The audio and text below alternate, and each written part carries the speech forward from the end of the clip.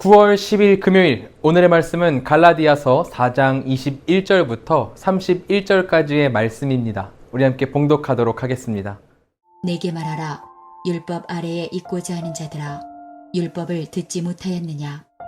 기록된 바 아브라함에게 두 아들이 있으니 하나는 여종에게서, 하나는 자유 있는 여자에게서 낳다 하였으며, 여종에게서는 육체를 따라 낳고 자유 있는 여자에게서는 약속으로 말미암았느니라. 이것은 비유니 이 여자들은 두 언약이라. 하나는 신의 산으로부터 종을 낳은 자니 곧 하갈이라. 이 하갈은 아라비아에 있는 신의 산으로서 지금 있는 예루살렘과 같은 곳이니 그가 그 자녀들과 더불어 종 노릇하고, 오직 위에 있는 예루살렘은 자유자니 곧 우리 어머니라. 기록된 바 잉태하지 못한 자여 즐거워하라. 산고를 모르는 자여 소리질러 외치라.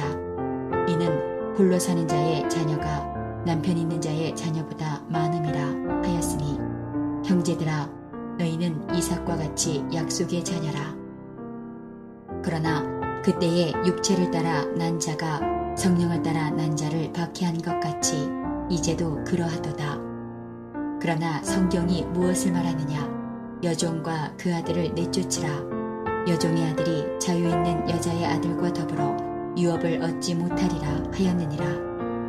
그런즉 형제들아, 우리는 여종의 자녀가 아니요 자유 있는 여자의 자녀니라.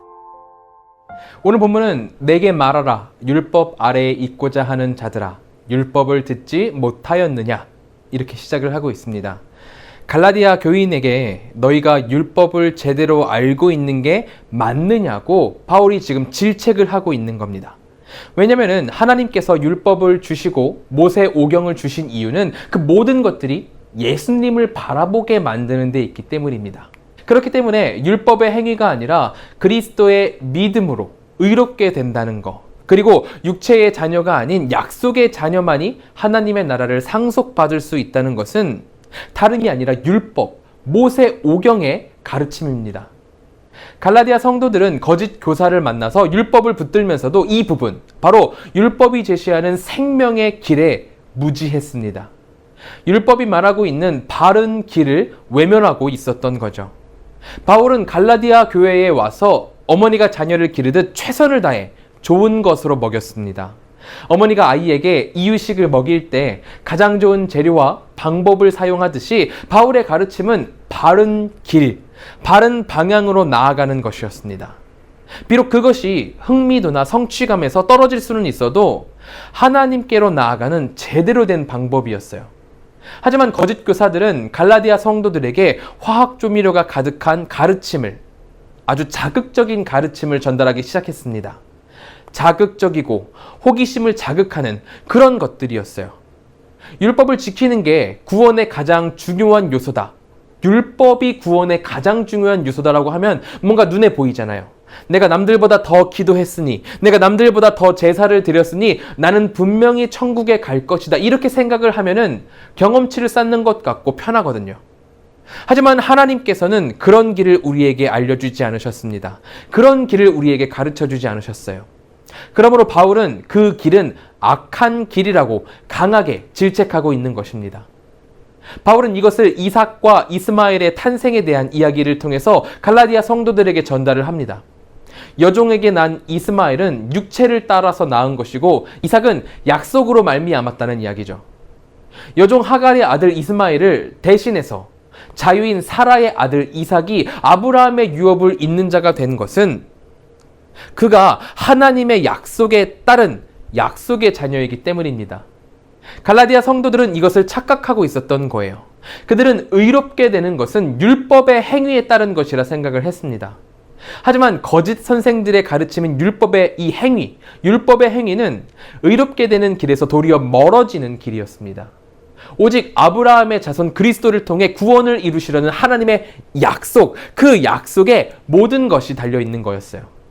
그러므로 신의 산의 율법을 문자적으로 지키고 하나하나 다 따져가면서 따르고 있는 예루살렘 유대주의자들은 공허를 향해 달려가는 사람들일 뿐이었습니다.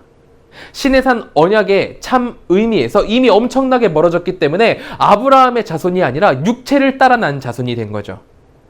왜냐면 오늘 본문이 하갈의 자손이 종의 자손이라고 말을 하고 있듯이 예루살렘 율법주의자들 또한 율법의 종노릇하는 율법의 종들이기 때문입니다. 그러므로 진짜 아브라함의 자손은 하나님의 창조 능력으로 그리스도를 믿고 새 예루살렘을 바라보게 된 바로 우리 그리스도인들입니다. 율법을 고수하는 자들이 아니라 그리스도를 믿는 자들이야말로 아브라함의 언약을 지금까지 이어오고 있는 적통이라는 거죠. 바울은 갈라디아 성도들이 이것을 깨닫길 소망했습니다. 마치 여인이 해산하는 고통을 기쁨으로 겪어내듯 바울은 자신의 모든 것을 다해 그 해산하는 고통을 참아가면서 누가 진짜 참 하나님의 백성인가를 목 놓아서 지금 갈라디아 성도들에게 부르짖고 있습니다. 그럼 이 이야기를 들은 갈라디아 성도들이 무엇을 해야 될까요? 바로 거짓 교사를 공동체 안에서 솎아내버려야 되겠죠. 바울은 30절을 통해서 이야기를 합니다. 그러나 성경이 무엇을 말하느냐? 여종과 그 아들을 내쫓으라. 여종의 아들이 자유 있는 여자의 아들과 더불어 유업을 얻지 못하리라 하였느니라. 바울은 갈라디아 성도들에게 바른 신앙을 갖지 못하도록 방해하는 것들을 내쫓으라 이야기를 합니다. 그것들은 하나님의 유업을 받지 못하는 막힌 길이고 낭떠러지입니다. 그러니 신앙의 유업을 받지 못하게 만드는 것들은 내보내야 하는 게 맞는 거죠. 이것은 현대를 살아가는 우리에게도 마찬가지입니다. 우리 안에도 하나님의 유업을 받지 못하게 막는 여러 가지 장애물들이 있어요. 이 장애물들, 우리는 이 장애물들을 우리의 힘을 들여서 열심을 다해서 내보낼 필요가 있습니다. 왜냐하면 말씀을 알고자 하는 열정과 교회 생활을 잘 하려는 노력 자체는 매우 중요하지만 그것보다 더 중요한 것은 제대로 알고 제대로 된 방향으로 나아가는 것이기 때문이죠.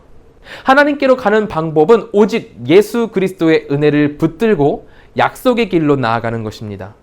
그러므로 그 길로 나아가지 못하게 막는 것들은 다 내어버리고 우리 공동체 안에서 내 마음 가운데에서 다 내어버리고 오직 하나님의 길, 하나님의 뜻을 구하는 우리가 되어야 하는 것입니다.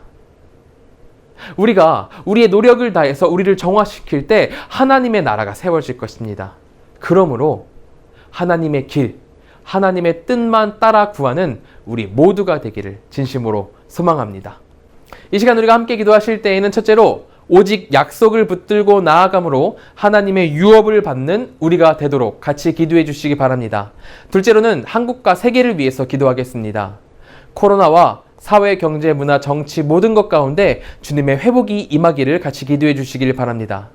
셋째로는 태국의 김동현 백정욱 선교사님을 위해서 기도하겠습니다. 논드아 교회가 지역사회에 성향 영향을 끼치는 교회가 되도록 기도해 주시고 인타님펀 청소년 센터를 통해서 러이엣 지역의 전도 기회가 열리도록 같이 기도해 주시기 바랍니다.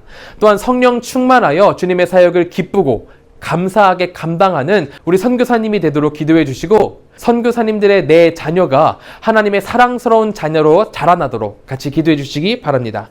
이 시간 우리 함께 기도하도록 하겠습니다.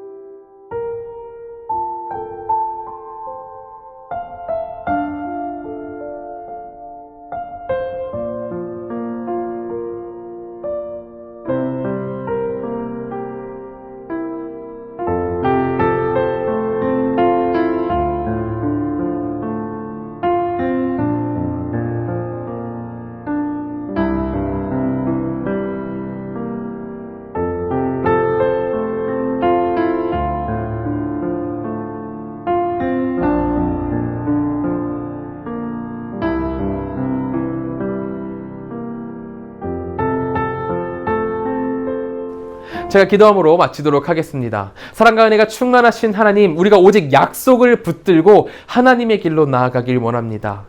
우리 안에 하나님의 길을 가로막는 것들이 있다면 우리 공동체 안에서, 내 안에서 모두 솎아내도록 하나님께서 인도하여 주시고 우리가 다만 하나님의 약속의 자녀답게 살아갈 수 있도록 인도하여 주시옵소서. 태국에 김동현, 백정욱 선교사님이 있습니다. 두 분의 사역 가운데 주님께서 함께하여 주시고 그 사역이 주님의 이름을 더 높이고 주님의 영토를 더 높이는 귀한 사역이 될 수 있도록 하나님 인도하여 주시옵소서. 우리 성도님들 이제 세상으로 나아갑니다. 주중의 마지막 날입니다.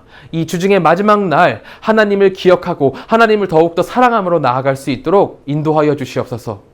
무엇을 하든지 주님과 함께함으로 형통하게 하여 주시고 주님이 붙들어 주시옵소서. 언제나 함께 하실 것을 믿으며 예수님의 이름으로 기도드립니다. 아멘.